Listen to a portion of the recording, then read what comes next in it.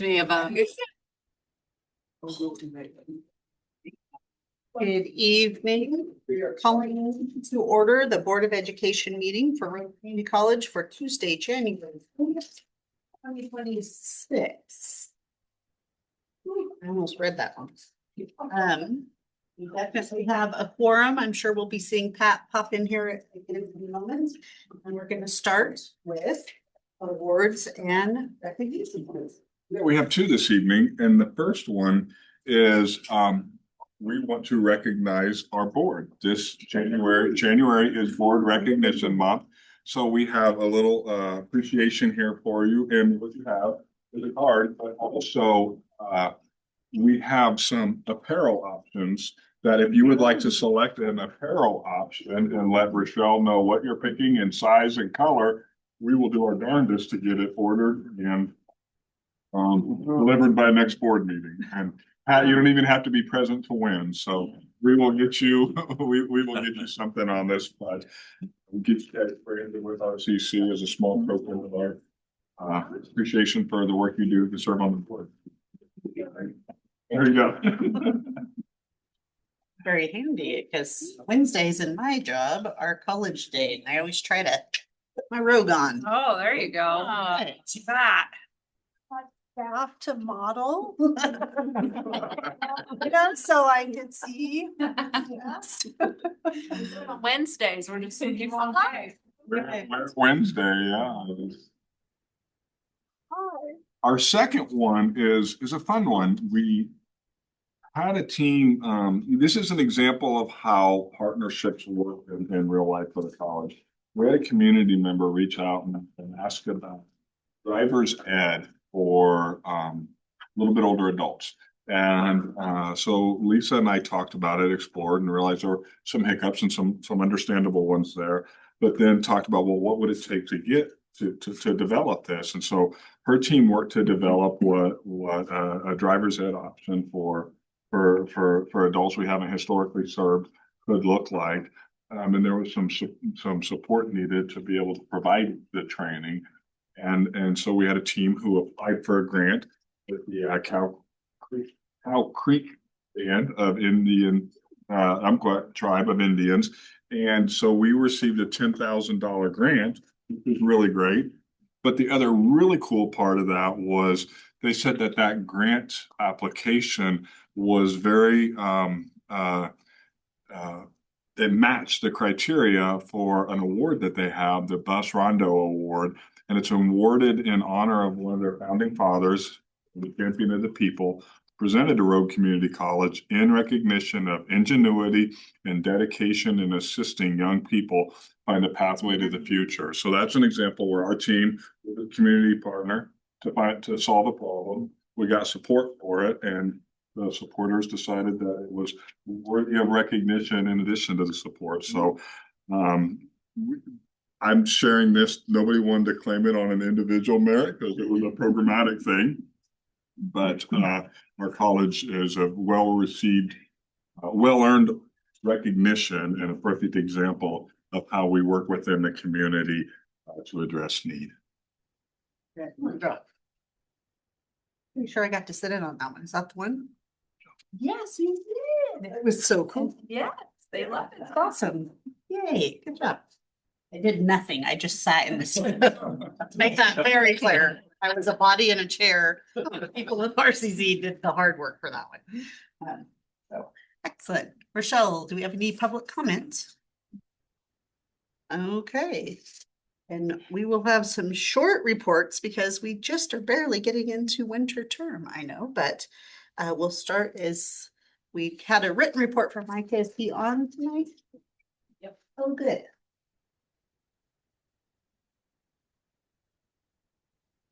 You might want to. Micah, are you there? We're ready for your report if you're ready. Yeah, I am here. My camera, for some reason, will not work. It usually does, but I apologize for that. That's all right. Okay. Sorry, I'm a little thrown off on the camera thing. I will start. I'm really thrown off. Sorry, just give me a sec. No problem. You're doing great. Okay, so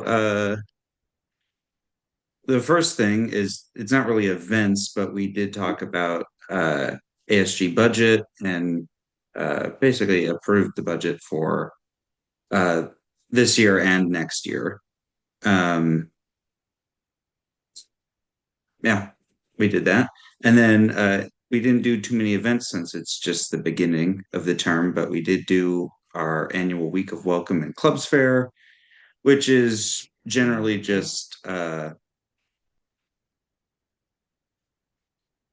generally just introducing students to the campus and making sure they know their way around and making sure they know what resources are available to them. And then club fair is just a fun thing where students can be made aware of the clubs that are here and can have the opportunity to join them. And then we had our annual inter-club council meetings, which is basically just a small council of all the clubs here at RCC that meet with each other and ASG and discuss upcoming events and any events that they would possibly collaborate with each other on. And then some upcoming events that we're planning is the CTE Day at the Capitol, the annual permanently Pizza with the President. We're gonna try to plan another movie night, and hopefully that makes a comeback. And then do a sort of Valentine's Day, like Appreciation Day with AZP. And then a Pi Day on March 14th, if you all don't know, that is Pi Day. Pi Day. And AZP also wants to collaborate with that. Any questions? I just wanted to tell you, I appreciate you putting in your report, your written report, the list of clubs and where they're located. That was really informative for me. Any questions for Micah? Hope your term is starting out well, and thank you so much for your service. Thank you.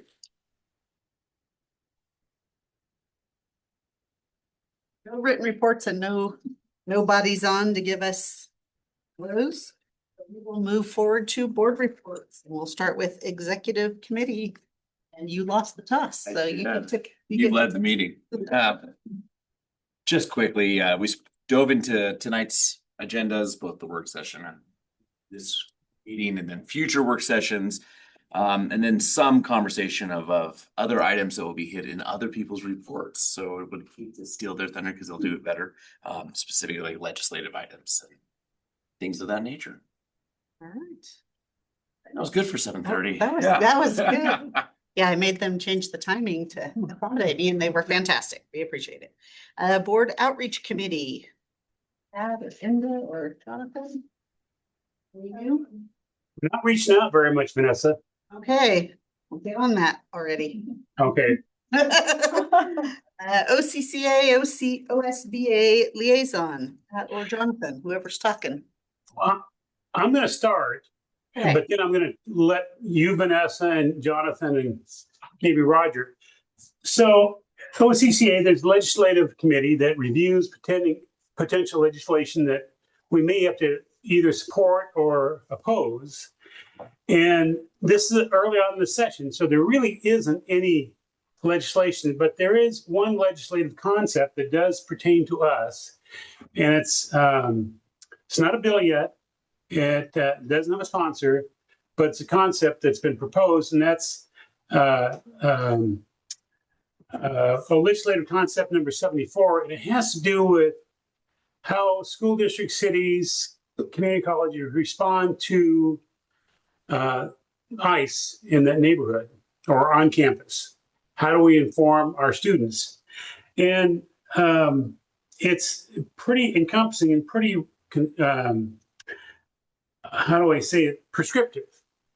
Thou shalt. There's a lot of thou shalts in there. And I believe I have a little bit of an issue with it, and I'm just kind of testing the water here, how everybody else feels about it.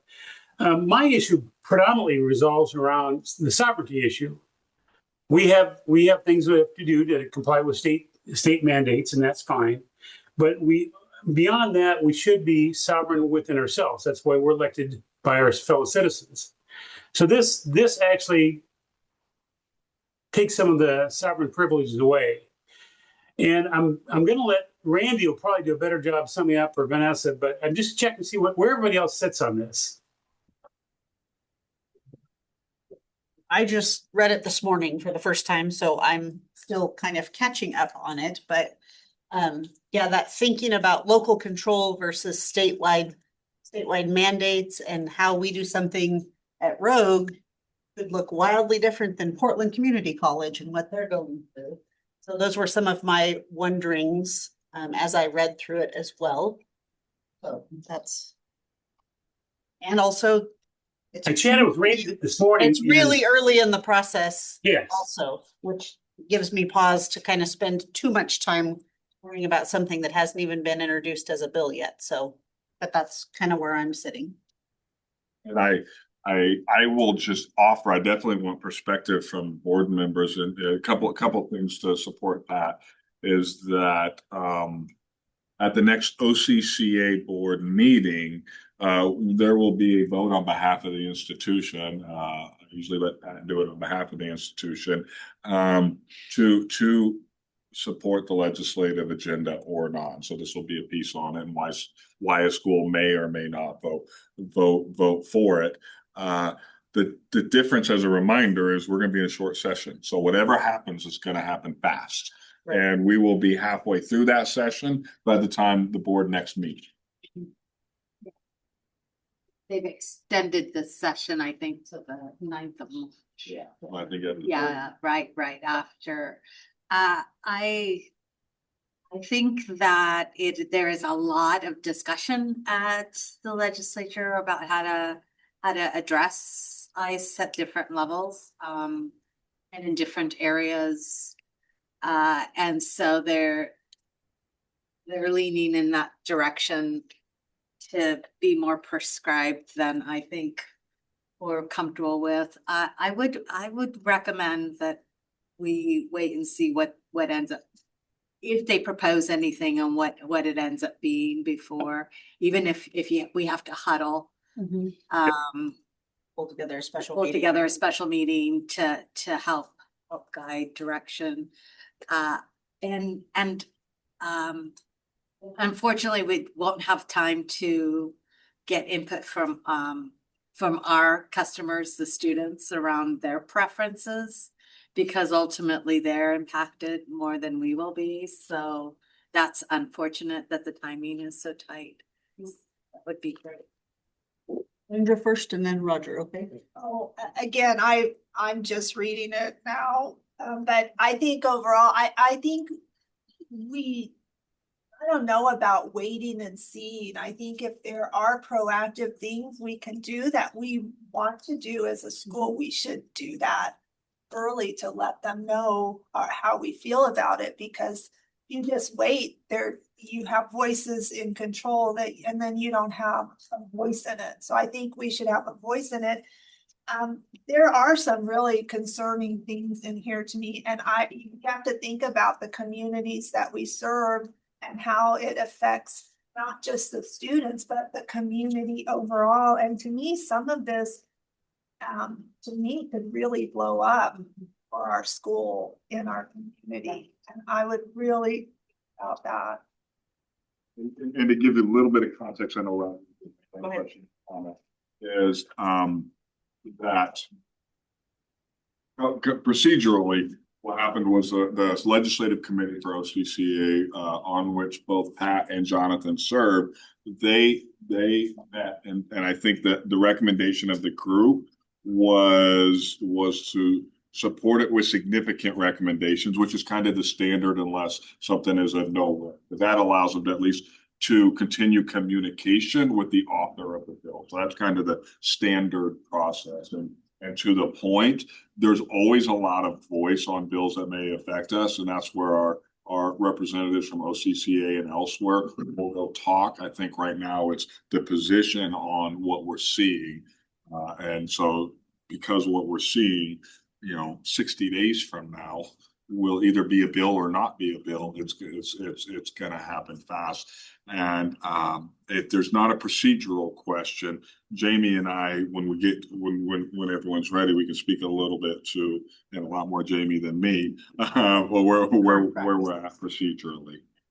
We'll do Roger, and then I do want to hear that. So Well, I would just, I mean, that's obviously it's a unique situation. I don't think we've ever run into this interface with ICE before, but it seems like we probably have a policy in existence already with law enforcement for one reason. It works differently, but it seems like we have some policies that have to do with protests on campus, for instance, and law enforcement interaction with the protesters. Do we not? I think like there's something in there. And I don't know how it fits together with that. That's just what I'm trying to wrap my mind around. Well, there's currently state law on how we interface with law enforcement officers and how we on the certain types of warrants. But institutionally, the way our team's prepared today without a policy from legislative policy.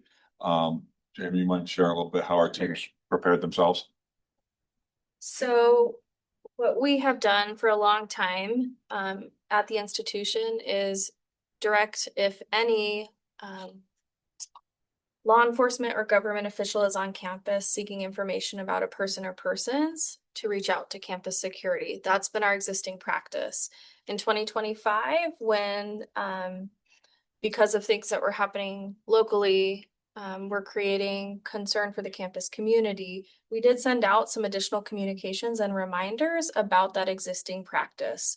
And we bolstered some of the materials to support people day to day. So for example, we sent out a communication, which was in all of our CC email that said, we remain steadfast in our commitment to be an open access institution that is welcoming, inclusive, safe, respectful, all of those things. If there is any law or government official on campus seeking information, here's who you contact. And then we included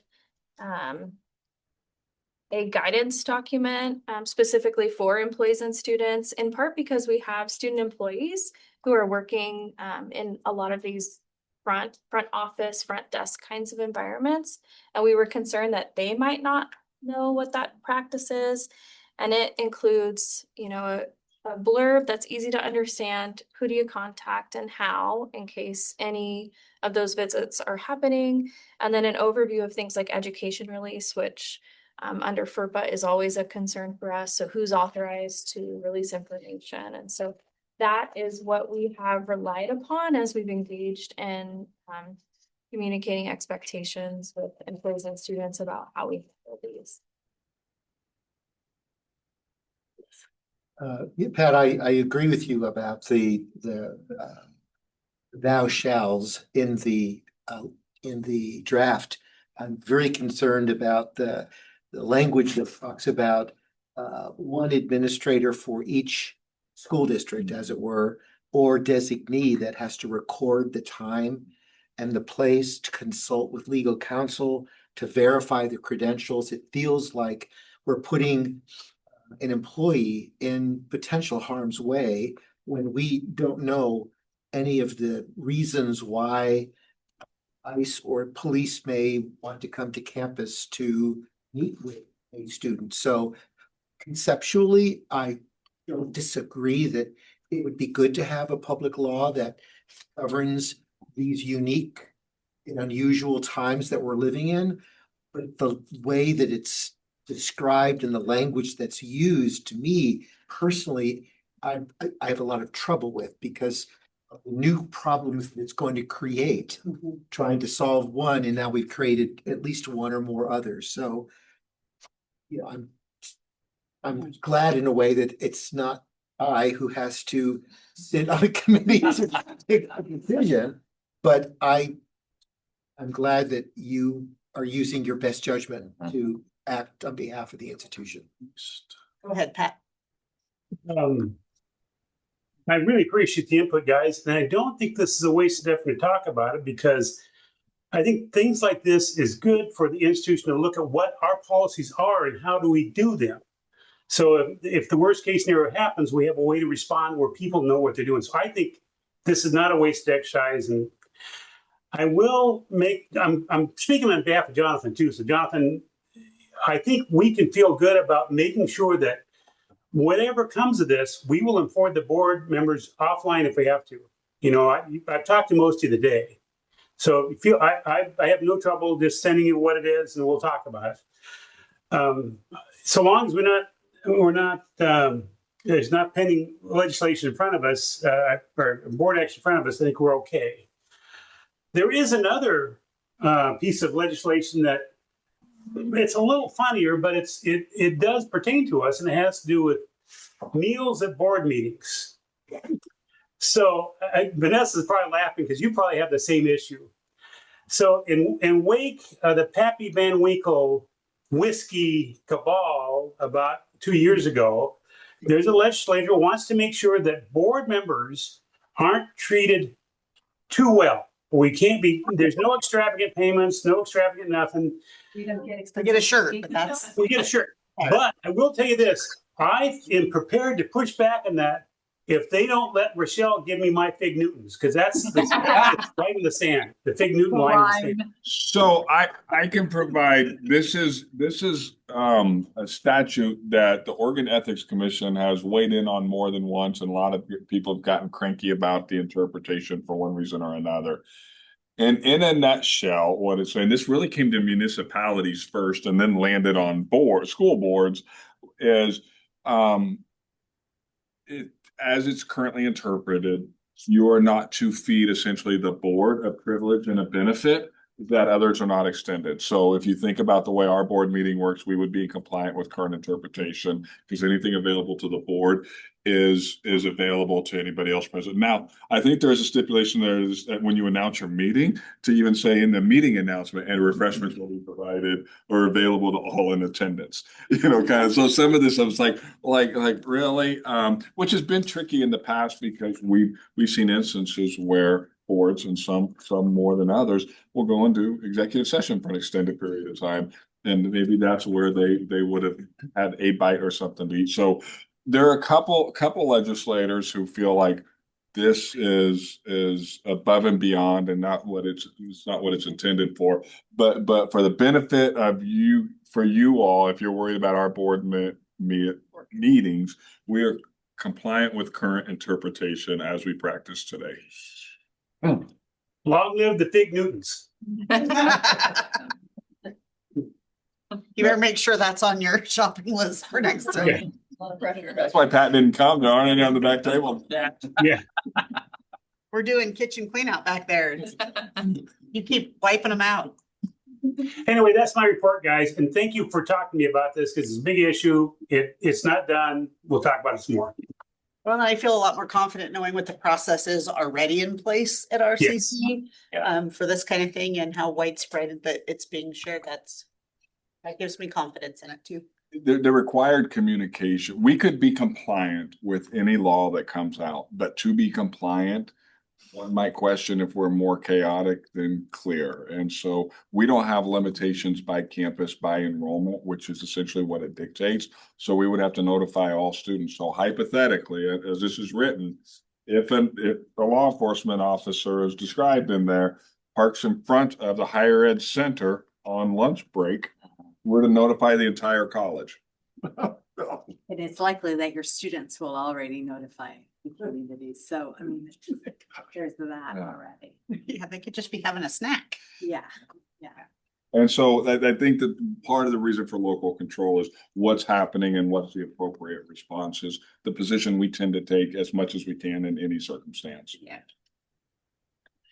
Foundation board liaison, Pat or Maria.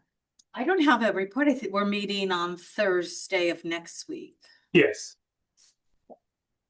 And I'm planning on being there, Maria. You plan on being there? Plan on being there. All right.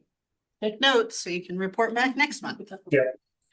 All right, moving on to college updates, president's report. Yeah, so a couple things, for my written report, there was not an OCCA update to provide, so I shared with you from United Strategies. Couple comments I wanted to make were, at the end of last year, in a conversation that we talked about, there aren't enough public comments made at board meetings. I decided I was gonna go to each of our, each positive, There you go. there are plenty of public comments. Positive comments at board meetings.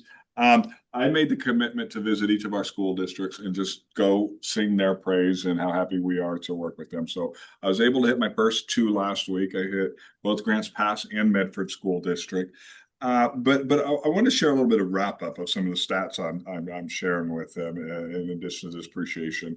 Is that last year we had 1,831 students participating in RCC dual credit in high school. And they saved over $1.65 million in tuition on those. And those are growing numbers at the college. 22 districts, 61 degree certificates or notations, 13 students earned associate's degrees last year.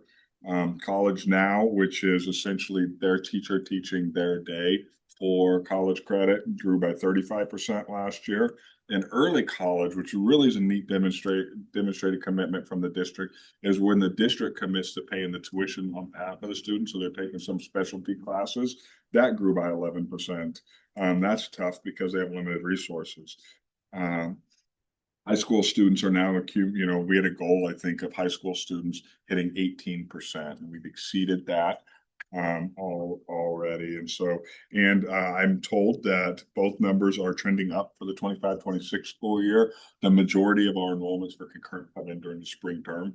So what we get in winter and fall kind of trickle, but the majority of them come in spring. So a lot of really good work on behalf of our high school partnerships team. And I love when I go talk to superintendents and all they do is their teams are praising left and right. And they're like, we love seeing RCC counselors in the buildings and the districts. Roger, again. Well, I just wanted to comment, my spy at the Medford School District meeting was giving you compliments for how well that went, so nice job. Well, thank you.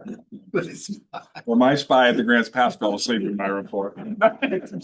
They offered you dinner? Very true. So a couple other things. I wanted to just give you really quick enrollment reports. Dave referenced it a little bit. What we're seeing is really a more targeted, stabilized enrollment. So this term, our overall FTE is up 2.6%, but it looks quite a bit different because credit is up over 5.5% and non-credit is down. It's down 16%.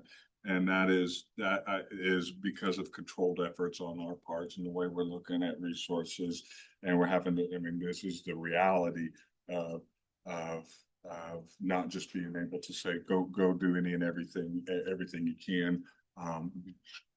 Frankly put, because, the growth management cap's hitting us pretty hard as a college, but we're persevering. And so going with the credit classes to generate tuition is a little bit easier to see gains there. So that's good.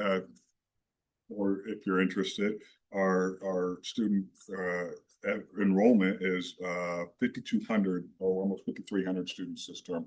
My goal this year was to break the 10,000 barrier for the school year, and I don't know if we're going to hit it because of the limits we put on non-credit. We're going to be close. And last year, I think we were right at 96 plus, 100 plus.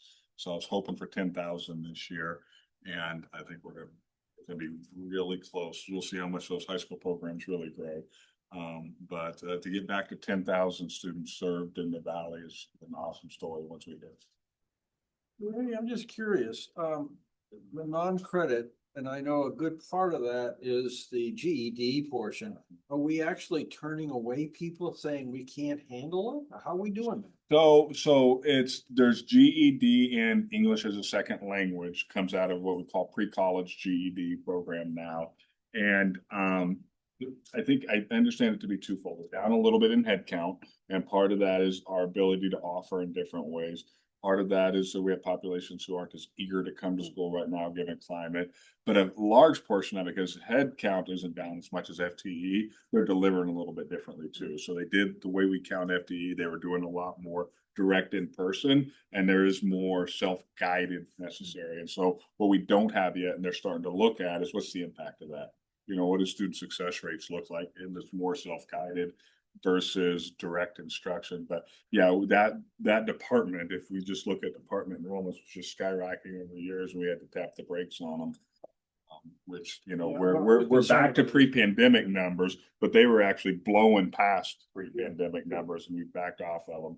Now, on the career and workforce side, non-credit, we actually are growing and seeing, and that's where a lot of the training dollars and that come in. And so that team has really been able to leverage. I mean, this is the reality. I hate to say it, but I'll say, like, it's hard to look at adding new things if they're not self-supportive, because we, you know, with our limited resources right now, we just don't have the flexibility to subsidize much more. And then we talked a little bit about it, but just as a reminder for the group, the legislative session will start February 2nd. It will, as Maria referenced, anticipated to last till March 9th, which I think will be the allotment of days, because they get, I think that's 35, that's all the days they get, so they're going to use them. I think the heavy items on the list are going to be, will there be necessary cuts to the budget? If so, how deep and where do they come from? And transportation bill. Those two are going to take a lot of the oxygen in the room. Or some of these other things that we're talking about, it'll be hard to tell. The next revenue forecast, which will drive a lot of the budget conversation, is February 4th is when it will be released. So they will have that to be, that's when it's released publicly. So Ways and Means, they'll know behind the scenes appropriations, what the numbers are. And so we'll see some right out of the gate indicators. So next time we meet in February, it will be very much a more, while we're living in it, experience. I have heard everything from, we're not touching the rainy day fund, so don't think about it. We'll cut what we need to cut. I've heard we've cut education in general too much, so let's protect. So I think it's really going to be, once they get there, how deep do they need to cut if they do, and how much time for those conversations are there for each thing, because I think they have to pass transportation, and short session was designed to address budget stuff. So some of these other things that are, you know, higher ed bills, law enforcement bills, I'm curious to see how much that they're going to get across the finish line.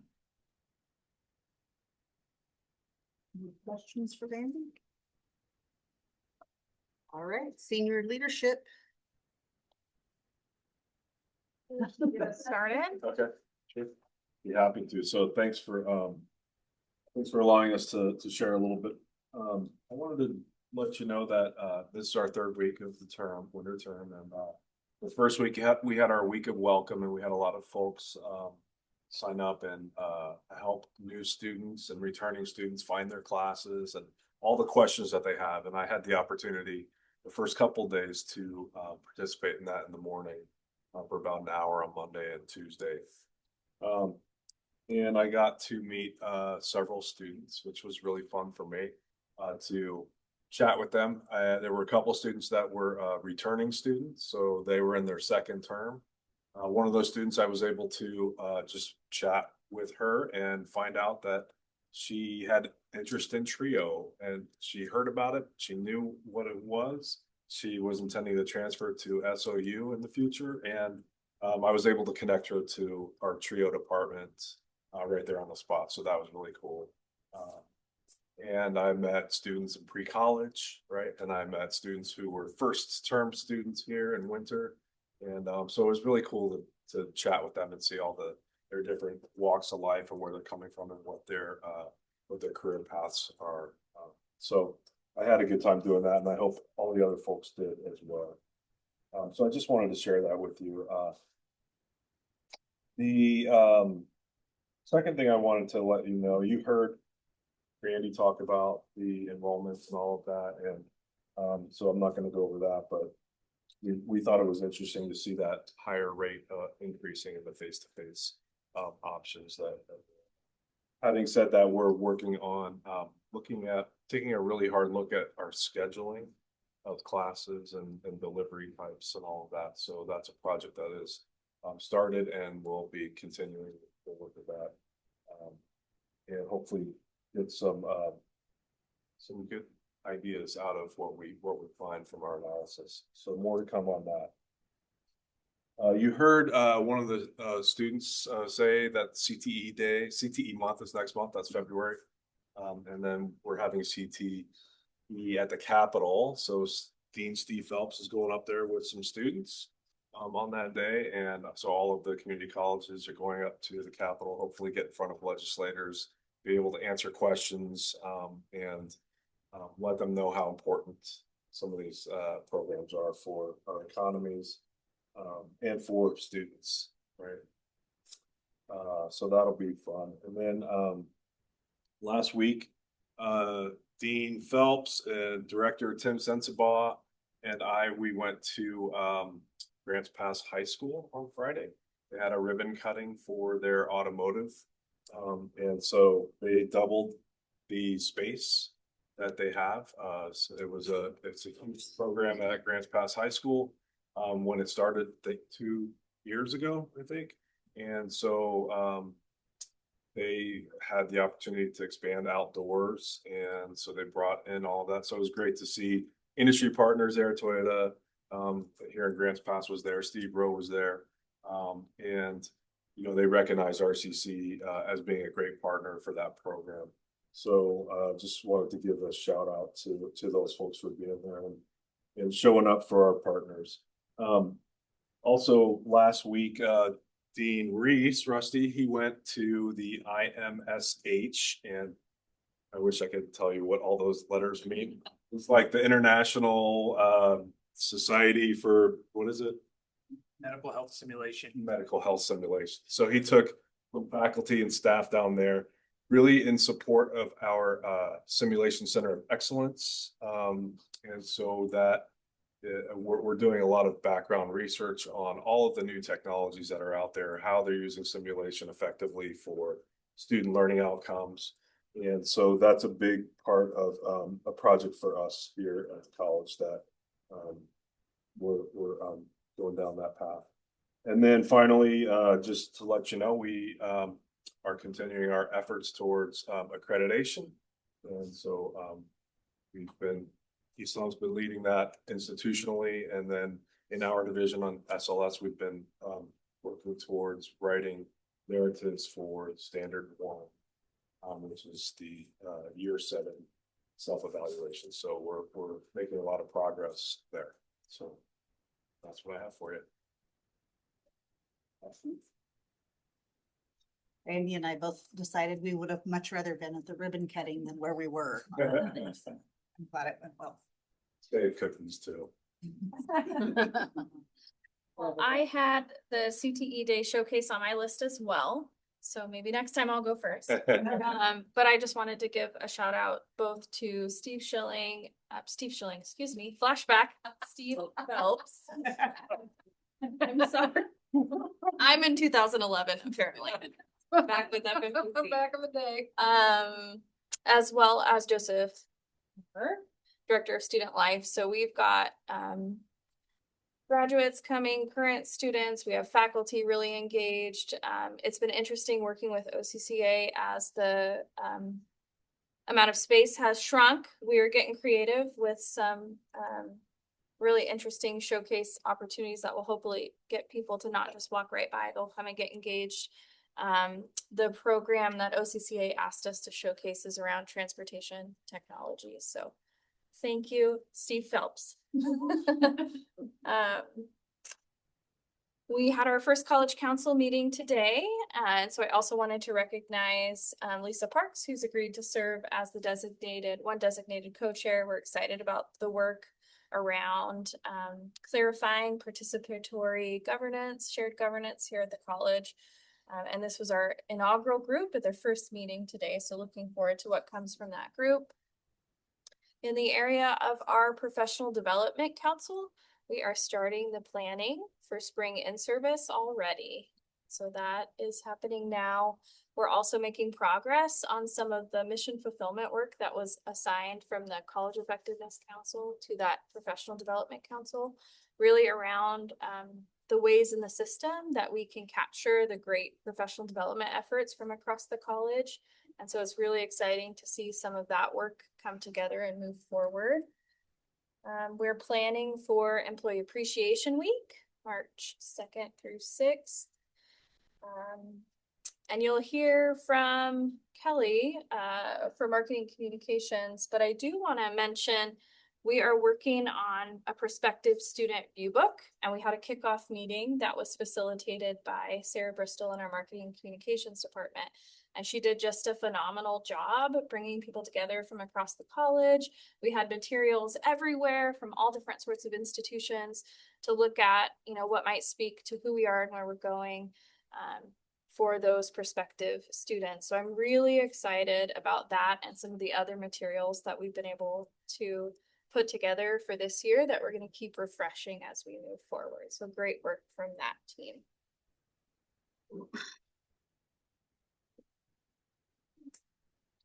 So I just wanted to reflect that I think we're in the third week of the term and all the work that's done by all the divisions to get us to this place. And I'm really thinking about last week, I approved the wire that's refunded to students. About $2.6 million went out into our community. It's one of the larger wires we've seen. I think it was close to that last in fall term as well, but quite large. And you think of all the work to get students registered and faculty making sure they're in class and saying, yep, they were here, or the admin drop process that's happening, and the work and the timing that it takes to get that refund out, because it has to be out by Friday of the second week of term, and we have to have it approved, and all of the work done by prior to 1 p.m. on Friday for those students to actually receive the money. And so just reflecting on how much work has gone into that in coordination, especially with a new software program. I know we've been doing it for a year, but it was just the way that it happened with all of the other things that these two were just talking about that's occurring. This is just our everyday work. Also, we had a deferred maintenance issue that occurred, and FMPC and IT helped the departments get out of their buildings and find a new space. While we're fixing their buildings, there's been a couple of those that has been occurring in the last few weeks. And just the budget, every budget manager here is putting their budget together. Our division is actually going to sit down tomorrow and work through and go through our budget, but they're all due by the end of the month. And so when you think of all of the work and the time and the energy that they're doing on all of these projects, it's just amazing to me that how quickly they get things done, and the amazing work there, along with that boring stuff that we're making them do as well. So that's all I had.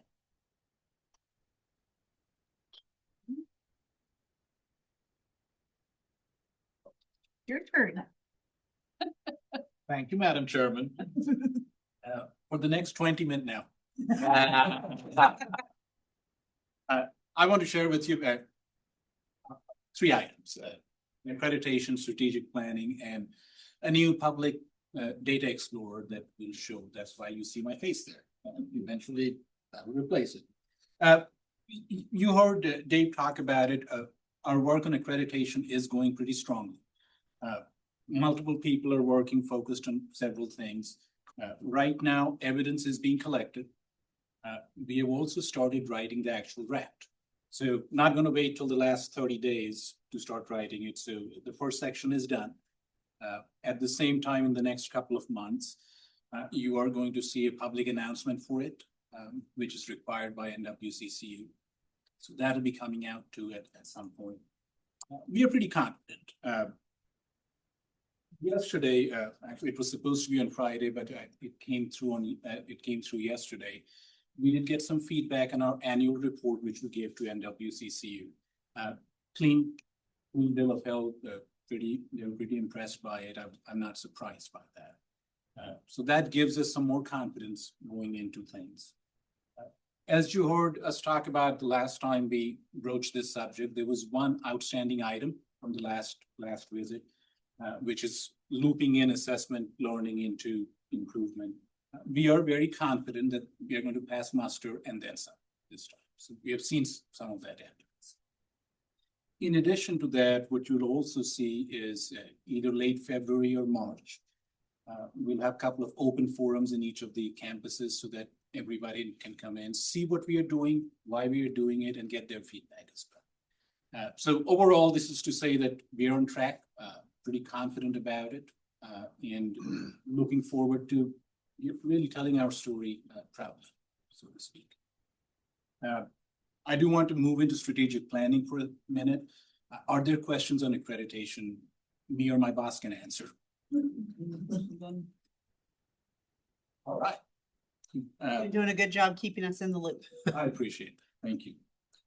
On strategic planning next month, I guess I'll be in the hot seat. I'll be telling you quite a bit more about it. But I did want to give you fair warning what's coming up. A couple of things are going to happen. What you're going to see next month is we'll bring forward to you a couple of examples on what kind of thing we want to do. You already heard some of us talk about it, a more focused look, a nimble look, a strategic plan which is as strong on strategy as it is on planning, but also one which looks at a shorter time frame, because we have all discussed this, 5 and 7 years do not work. So we're likely looking at a 3-year cycle. In later this spring, we'll send out our community engagement survey, which is a little earlier than we did last year, primarily for this reason. In addition to that, there will be a strategic planning module there, which will ask a short 4 or 5 questions of our community stakeholders that what do you want us to, what are you looking at? What can we do better? What would you rather have us not do better as much? Still developing that, you'll get to see it on next month. One of the things we're going to ask you at the next meeting is, look, here are the list of community members we're sending it out to, an aggregate list. Are we missing somebody? Are there people you want us to add to that? Just like we did the last time, let us know if there are people that we need to add to it. So it becomes, so you are engaged from the very beginning there. Additionally, I'll provide you with an outline of the environmental scan, which you will see the full scan. We expect to share with you at your summer retreat, and we get more input from you directly. But an outline of the environmental scan will be there. At this time, I can tell you, I know the boss was talking about the 10,000 mark. I can tell you that it seems that from what we know for this academic year, we may break that. And for the next year, from what we know, including the economic factors which can change tomorrow, the stock market dropped 300 points today. We are looking at very likely an increase in enrollment by about 3%. So that's, as of now, don't hold me to it tomorrow if the stock market crashes. But at the summer retreat, we expect you to bring a full picture of this, and then engage you. Then, what does it look like? Where do you want us to go from here? And are we all going in the same direction? So you will see some changes in the strategic plan vision, but you'll be there from the beginning, so to speak. So next month, I hope to give you more of an update for it. So let me stop there before I go to the next topic and ask you what easy questions you have for me. Okay, hard ones too.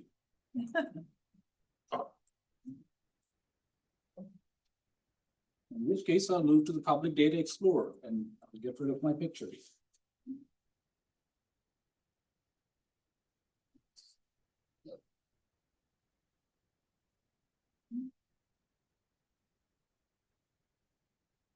I have to shut down.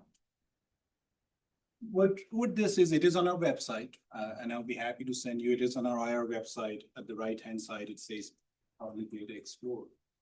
What this is, a few months ago, we had shared with you that we do collect a whole lot of data other than enrollment.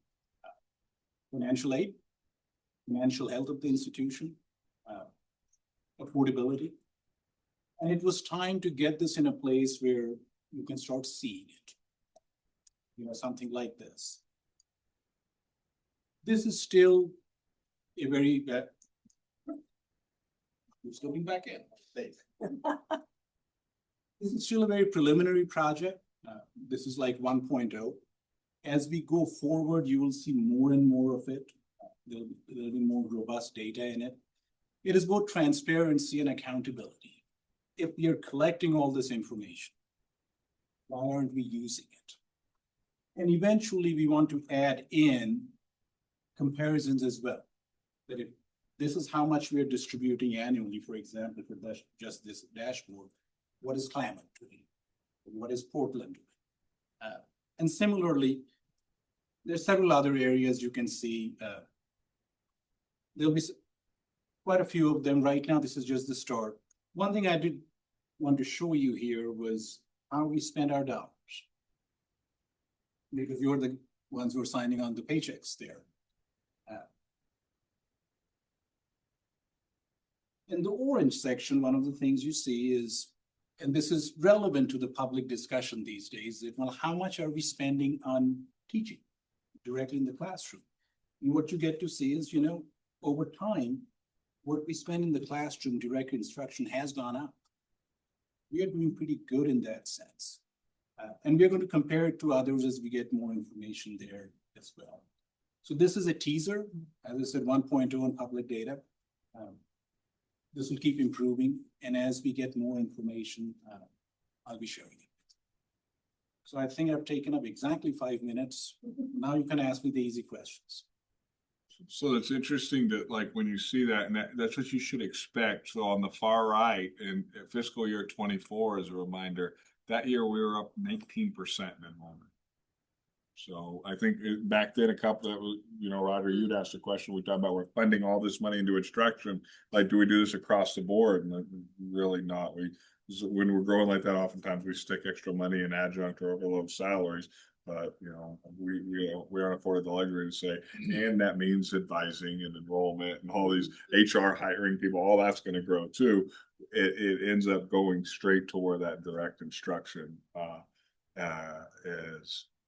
But that was a big year for us, and now we can kind of see how resources along with that. Just a quick question. I think we've talked about this in the past, and I know I've asked some questions about it in the past.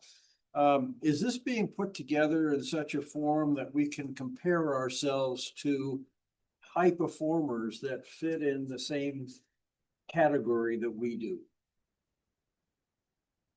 Yes and no. It depends Well, I on the know the data definition definition, of- right? If we're following iPads or a standard definition, yes. If it's an institutionally developed, and those are the things we have to consider. And we're going to have really good conversations about as we go into the strategic planning process. Like, what do we want to adopt as our data definition? We're going to be really tempted to say, no, this is very territorial. This means a lot to us. But if we aren't borrowing from something that is comparable to others, we're really going to limit our snapshot. And that's kind of our growth as a comparator institution. We have to kind of, we're going to have to weigh, but there may be some things that are so near and dear to us that are core to our mission. We say, we're going to define it our way, and we'll compare ourselves against our own time and trend. But are these tied to the iPads numbers? Most of them are, So and I can answer Roger's question to some extent that the answer is yes. When we bring in the comparators, we'll bring in those who are, like close to us, and then there's an aspirational group as well. So yes, it will eventually be there. Yeah, thank you. That's kind of what I think we need to be prepared to look at to say, is that a good number or not? And as you know, from the other comparators we have, we do have that group, the distal group and the proximal group, which is a fancy way of saying people who are close to us and those who are doing a little better. So yes, it will be there. Thank you. Just a comment, it's really interesting data and good, and I myself can see myself using it for outreach when we go out, pull some information, and because I think it's something the community would be really interested to learn.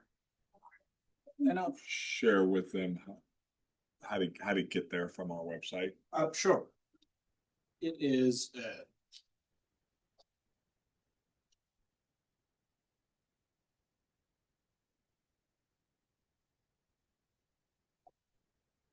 It is roguecc.edu/IR. And on the right-hand side, you get to see at the bottom, there's this. And that takes you. You send that to us. I'll send it to So you. I'll tell you a trick that I use, because I don't remember that either so much, is see the search bar, our search bar is a pretty handy tool. So if you're like, oh, it's in institutional research, you type in institutional research, it'll at least take you to that landing page. And then if you can kind of remember, it's one of those things on the right, and the public data kind of jumps out at you. So that's a little more intuitive than having to remember the whole address. I'll send it out. All of those links, Esam, live, like student success indicators, are they all active? They're live and they are not updated the same, with the same periodic, time frame. So some of them are every year, some of them are about a year and a half. So there is some difference. So, yeah, I think these are examples when we talk about access and information that like this is all publicly available data based on either indicators that we've set or comparative stuff that we have that's delivered to us from the state. And so if you're interested in data, you can spend a rainy afternoon digging through the site and learn quite a bit about our institution. Isn't there a plan at some point to take the data and help us make sense of it? So that, especially on the, how we spend dollars, there's a big chunk that says other, right? Without us telling them what that means. I'll work with Lisa That- and I'll be happy to. Just that, to make sense of it, like, how are you all interpreting? We can help. Were there definitions at the bottom of that when you pull down? They're broad categories that is used by NCES. So on the right-hand side, you get to see these are the codes. Like in this, what I would want to know as a taxpayer is how much of that is direct student support, right? Versus overhead, right? If you tell me everything other than other, that nearly 70% is direct student support, that's a great number. I think we can dig into that to some extent.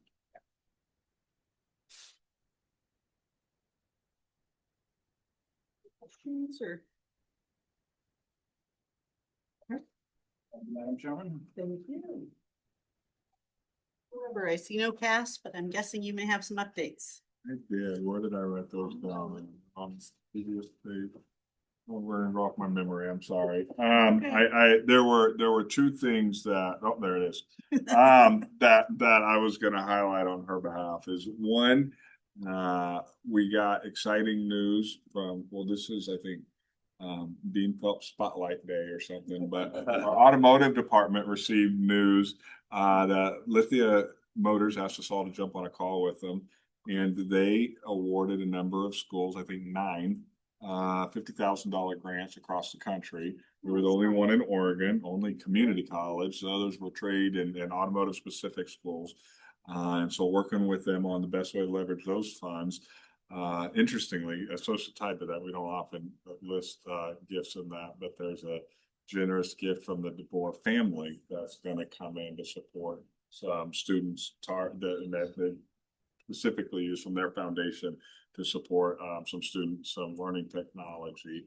And then the other number that Cass gave me that was really exciting and promising is, I think to date, there are over $911,000 in scholarships awarded for the year. And so on pace to break the $1 million threshold again, which is when we challenged them to meet it last year, we said it shouldn't be a one-time thing, that's going to be the new normal, right? And so we're hoping that continues to be the case, but it's exciting to get over $1 million out the door to support students in their educational goals. That's amazing. We're very thankful for the donors, small and large, that help support students in their educational careers. It's amazing. All right. Questions for that? Otherwise, we're going to move on to board action and information. Several informations listed there.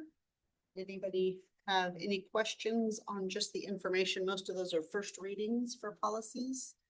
Michelle did a good job getting our red line versions in for us so we can see where those changes are coming from. Yep. And then are there any questions on the monthly financial report that was submitted?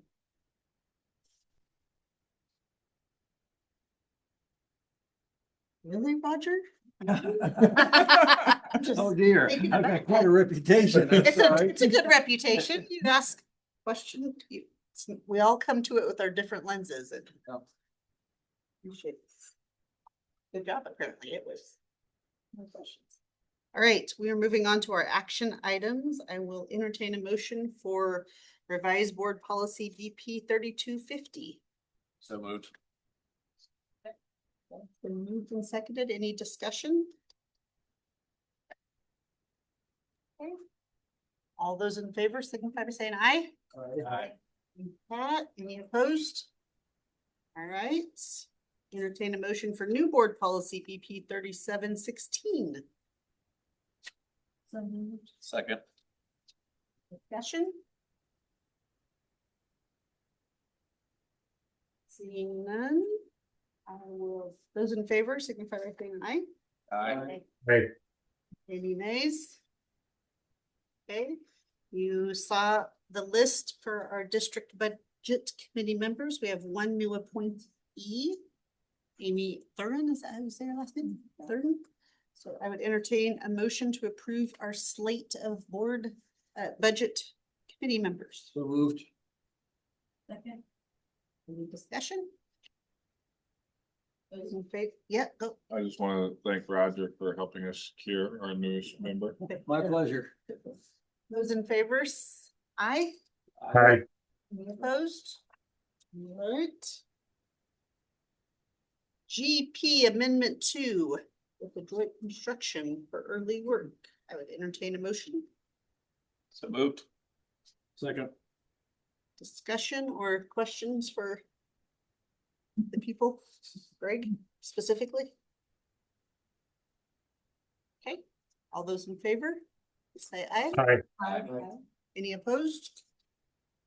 And then our last action is our new program. Associate of Applied Science Design and Digital Media Entertainment Production option. That was really fun to actually read through for me. I would entertain a motion.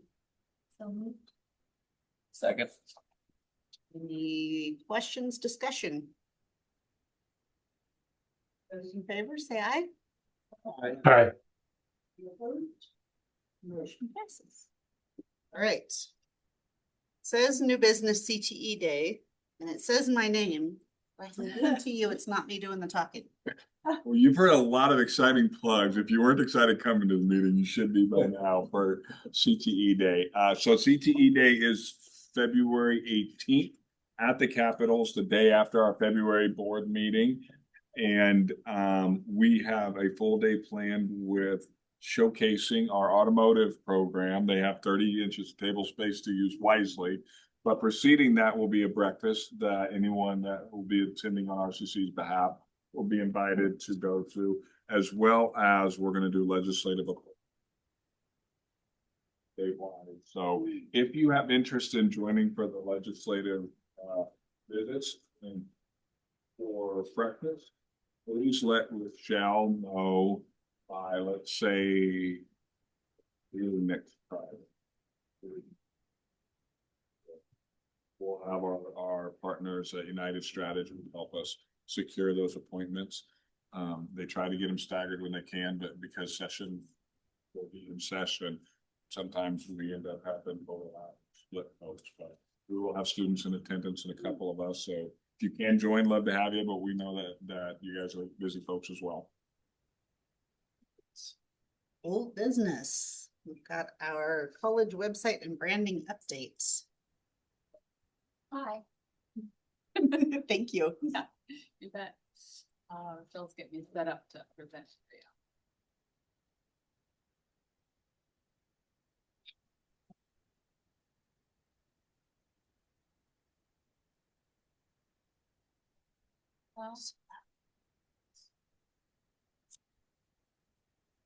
You have to use your loud voice to overcome the error. Known to be quiet. All right. Let it show. All right. So I'm here to give you an update on the brand evolution we've been working on and a little tidbit on the website redesign, that little project we've been working on. So the brand evolution 2026, as you probably remember that we decided we were coming along doing our website redesign, and the Madison Avenue Collective, one of the partners we're working with on that, said, you know, what do you think about updating your brand so that once we launch this new website, it doesn't look like you have all this old outdated stuff, right? And we said, sure, but we didn't really have the budget for a full rebrand, which entails a lot of time and a lot of energy going out to the public and doing surveys and focus groups and all the things. But we thought we could probably handle a website evolution, or excuse me, a brand evolution, which just meant we wanted to take it update it a little bit, right? Wash it off a little bit. So we started off on that, and we got partway down the road, and while the intention was just to stretch a little bit, we stretched a little bit further than what we thought we might. And right at the same time that we were about to adopt the logo and the whole package, we found out that the funding might not be there to redo everything that we would have to do if we adopted all of it. So what we ended up doing was sort of, I guess, a refresh and an evolution light. So we've adopted everything except for a new logo, so that we don't have to go to the expense of redoing everything that would take. So what we've come up with, the deliverables have been a new tagline. And a reminder on that one, tagline is something that will live across everything we do, as opposed to a slogan that might just be a register now for fall term slogan. We have updated and expanded color palettes, modern fonts, new graphic elements, and new photo treatments. So that's what you'll see in this presentation. We did a lot of work around what's our North Star? What do we really want to accomplish with this? And we want every expression of the RCC brand to reinforce the quality education as the central promise. Be really connected to the Rogue Valley and our place, its people, the rivers, the community. Inspire belonging for students at every stage of life, because we know we serve a very diverse audience in the Valley. And be bold, cohesive, and flexible across all brand uses. So whether that's on a billboard or the website, we want it all to be cohesive.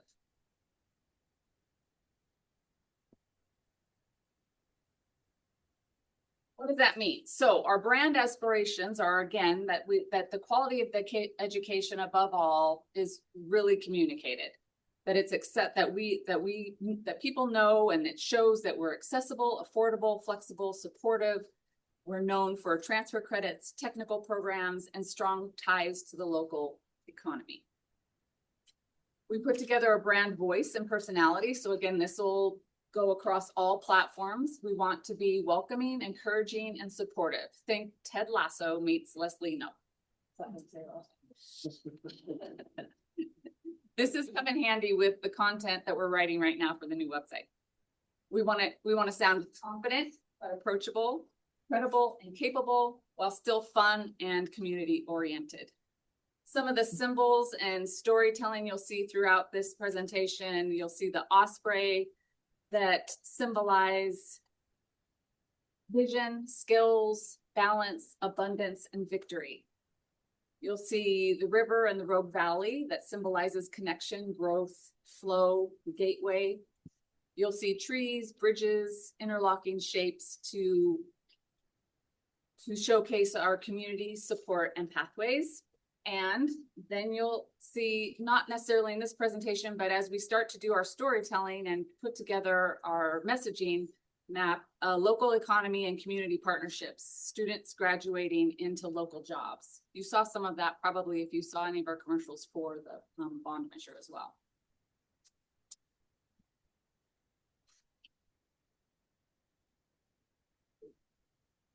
I'm having technical difficulties.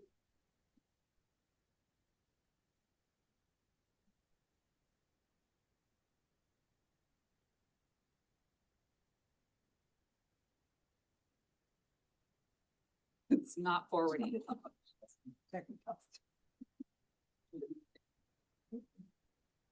Well, it's, yeah. It's like, Give me a refresh. It's Monday, Tuesday for her I too.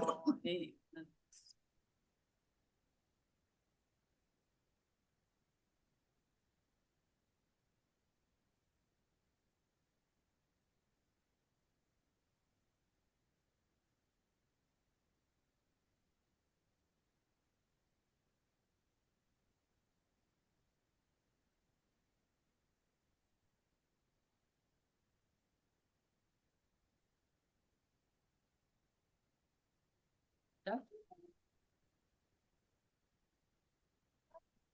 Well, I'm having help here from my associate. Thank you. I can talk about the first thing next on the slide was the tagline. So we adopted the tagline, "Opportunity starts here." It aligns with the school's Opportunity College designation, of course, and conveys a message rooted in hope that can resonate with all of our diverse audiences, students, community partners, and beyond. Some of the criteria used for selecting the final tagline after a lot of, oh, there we go. There we go. Thank you.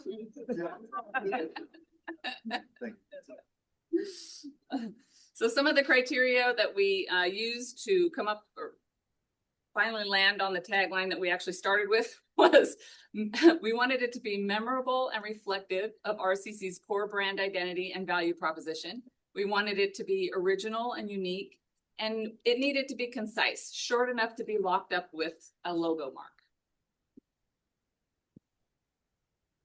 So, like I said, we're not veering far at all and not at all from our current logo, but we have put together some criteria and prescriptive uses for the logo, formalizing it a little bit. So, taking into consideration the uncertain economic funding for the community colleges, is, like I said, we won't be moving forward with a new one. We'll be using this one.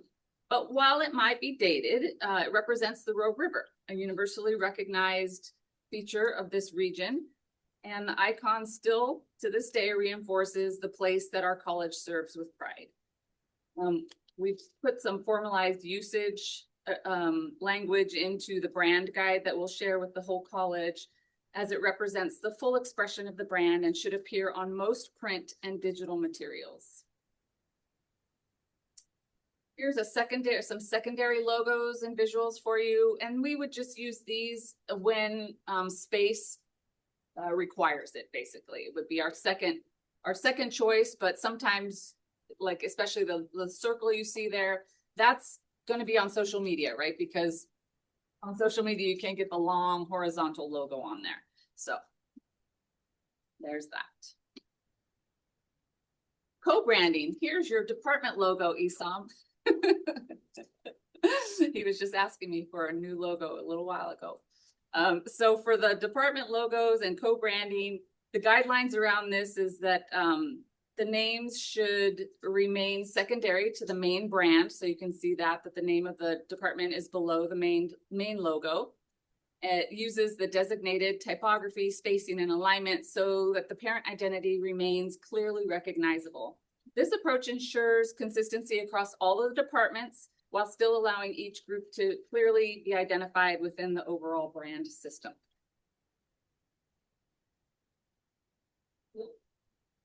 All right.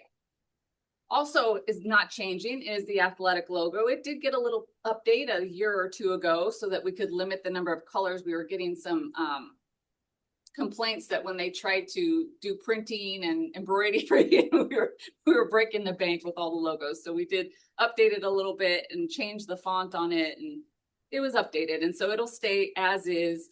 And it is not like some of the other graphic elements you'll see that I'll be sharing is not to be used by itself. It should also be accompanied by the RCC logo. And here's our beloved Aussie T Osprey. Aussie T Osprey is the competent and confident mascot of RCC Ospreys. Again, we ask that people don't use this by itself, that they use it in conjunction with the official RCC logo so that Aussie does not fly solo.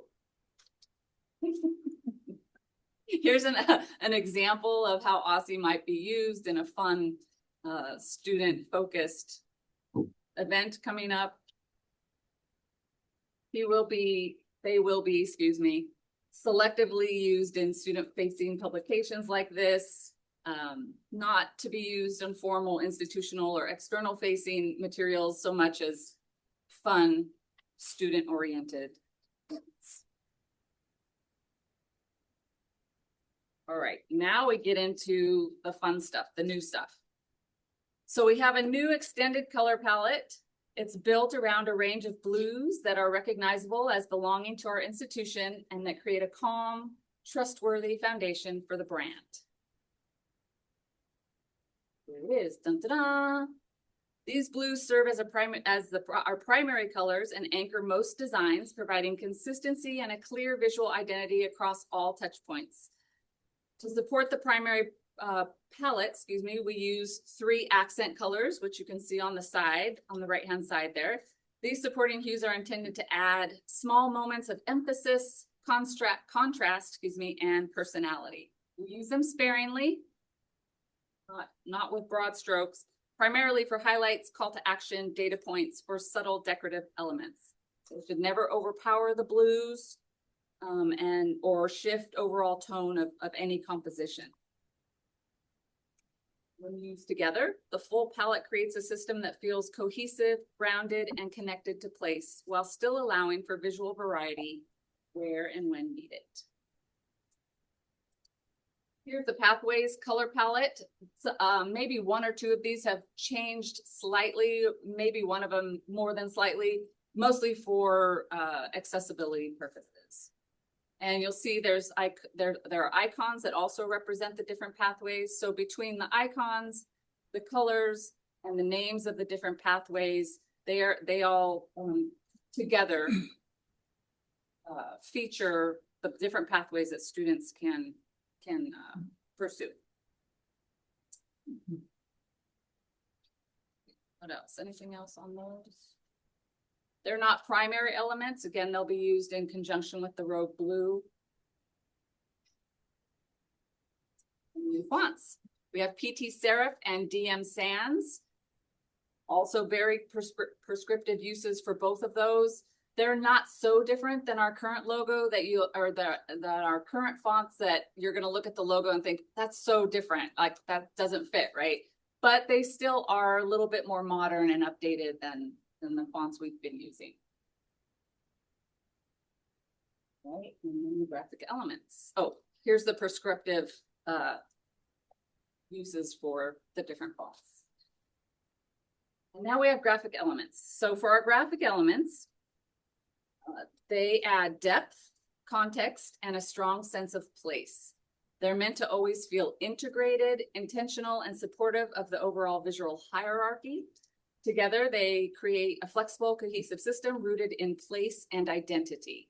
So right here on this particular slide, you see a hand-inspired line drawing of localized sections of the Rogue Basin and topographic drawings of key landmarks. That's one example.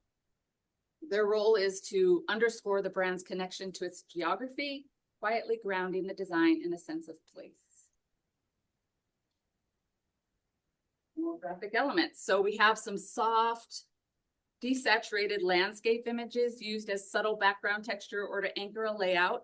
These images work best when placed against light tonal backgrounds, creating an atmospheric foundation that reinforces the region's natural character without competing with primary content.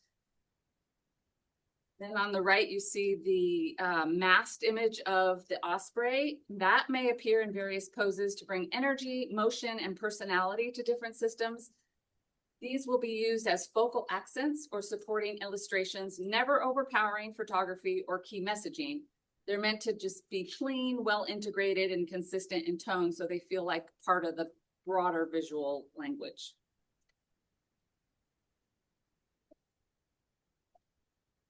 We have a wealth of photographs in our library, and with this new brand system, we're just giving them a slightly different treatment. You can see that instead of just having a photo, there's the depth of the new graphic elements and the colors that we're integrating with them now. Gives them, again, just a more modern feel. Yet still keeps it clean and uncluttered and helps to tell the story. Here are some examples of the applications where it might be used. On the left there, you see a sample of a view book. I'm not saying this is what our view book's going to look like, because that's still very much in the beginning processes. But that's an example of how you might see things play out. On the right there, you see a rack card. We do lots of rack cards for the different programs. So you'll see there the different graphic elements that I just showed you. Incorporated into those pieces. And then, drum roll please. We are working it into the website redesign. Oh, sorry. Social media. Now the website. Here's the sample of the website redesign. There's some stock photography still in there. Want to give you an update on the website redesign. We have successfully completed phase 1 and phase 2 of the project, which is discovery and planning and design. We are full throttle from now through April into the heaviest lift for the teams yet, and that's site development and content migration. And so I'm actually surprised you're not seeing on some of these samples some Latin placeholder text here. But so right now we're heavy into creating all the content for the pages and putting the correct photos in instead of stock photography. And it's exciting and it's coming along well. The contractors we've contracted with have been wonderful to work with. I couldn't be more pleased, and we're on time and on budget, and I'm happy. So that's what we have. Any questions? Any comments? Great. What's the focus of the new website? Is it design or? The focus of the new website is so that it's user-friendly for students and potential students. That's the whole focus of the website. So we've moved a ton of content off the website that was really just for teachers and administrators and not students at all. We've moved it onto the intranet and to different places, and it's going to be nice and clean and easy to navigate. Thanks for asking. Also, it will meet all the accessibility requirements. Yes, yes, absolutely. Yeah. You know, we really actually do very well with accessibility. The 2 website people we have are very focused on that. They always have been. So it's not a huge, that's that whole new criteria that's going into effect in April it's a big lift for the college as a whole, but for the website, we're pretty dialed in. I had to, I guess, laugh. But we were in an interview or a meeting with accreditors, and an individual, it was an interview. The candidate said, "You know how your school first came on my radar?" I said, "No, tell me." And the candidate said, "Well, I'm an accreditor, and I was told that your website is perfectly designed to meet accreditation. Like if you're an accreditor, you could visit and how to navigate the standards." And I said, "Well, thank you. You are the one person who's told me how our website works." Our website should not be designed for accreditation. It needs to be designed for students and for students. So she made a very good case as to why it was a good opportunity to aim our primary audience differently. But yeah, it was like your school came on my radar because it was getting listed as a good school to visit on how to meet accreditation. Interesting. Okay. All right, Transportation Technology Center project updates. He will be back in just a moment. Okay.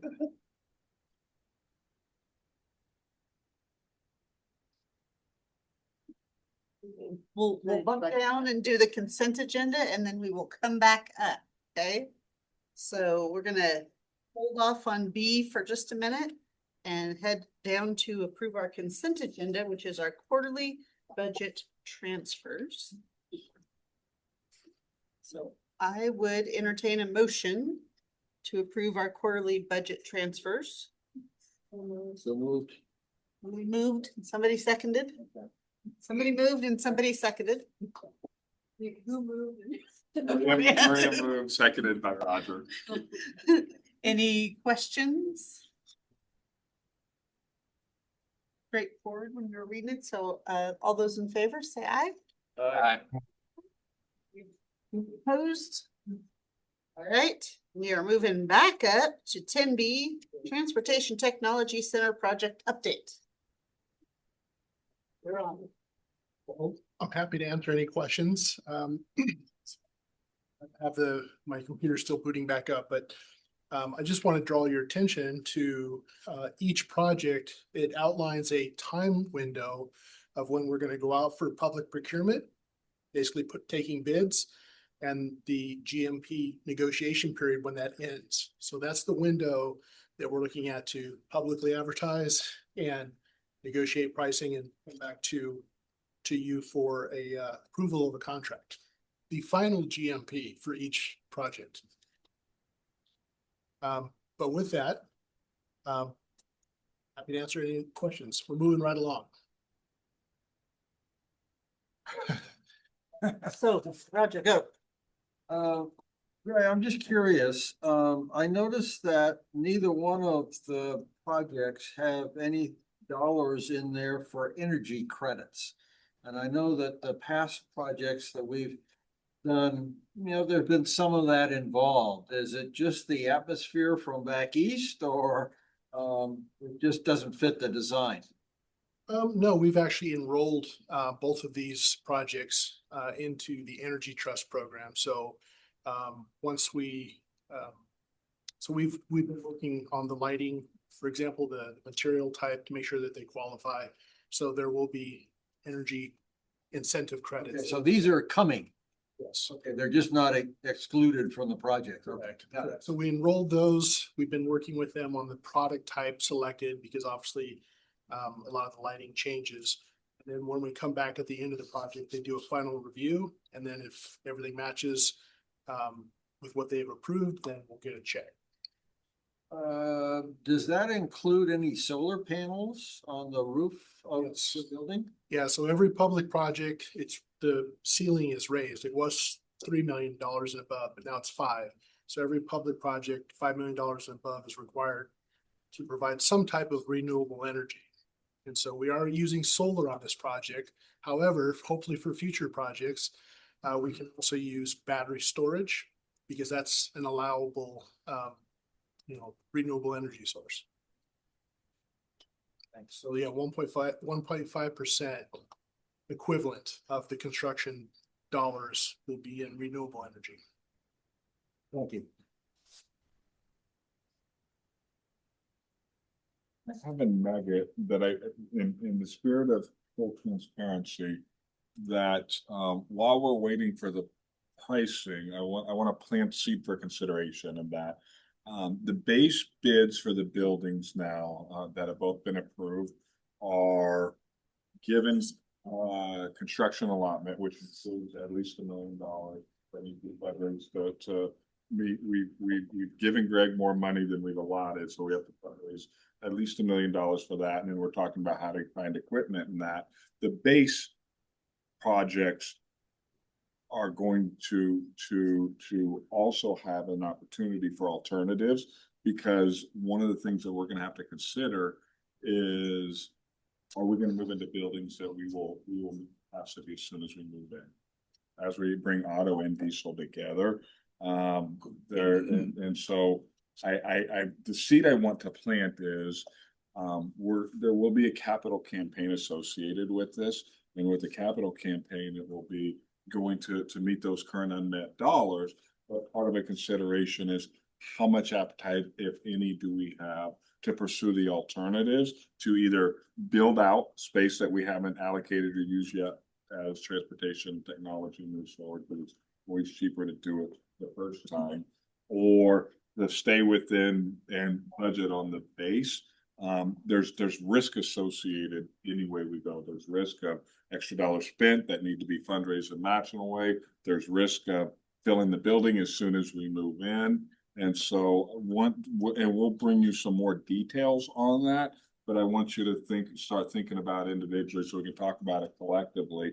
Where's our appetite? You know, how do we want to address this? We want to address it by staying tight within the currently adopted budget, or we want to talk about maybe what those alternatives to provide, you know, if we're talking about a building for 20+ years, you know, that it meets future need as well.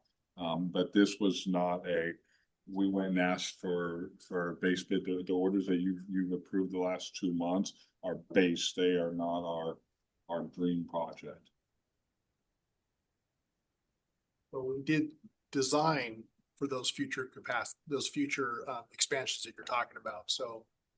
And we'll be able to see them, and then when pricing comes in, we'll be able to see them as all. That's correct. Yes. And at that point, that's when we'll come to you, and you'll see that price tag for alternates that's not been inclusive of conversation to date.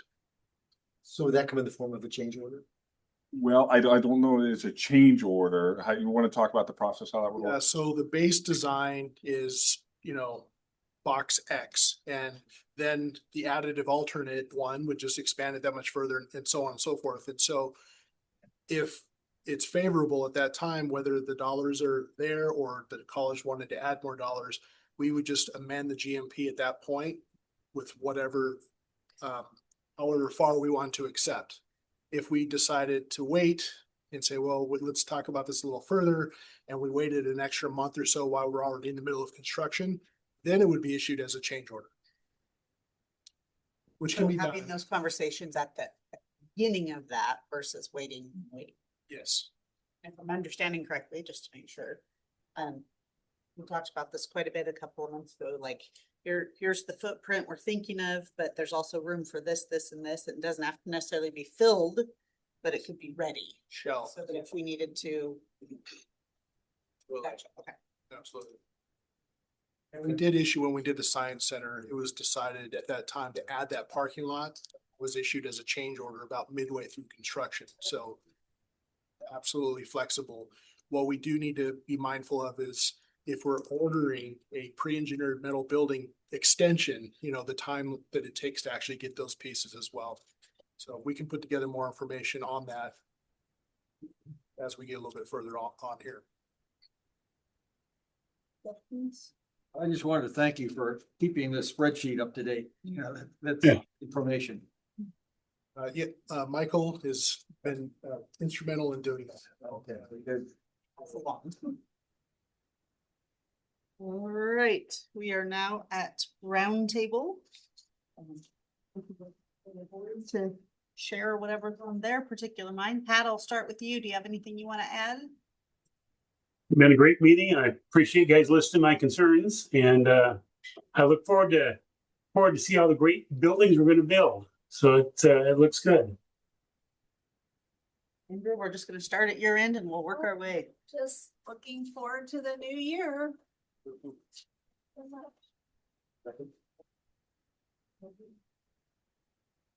I'm always appreciative and I learned so much in three.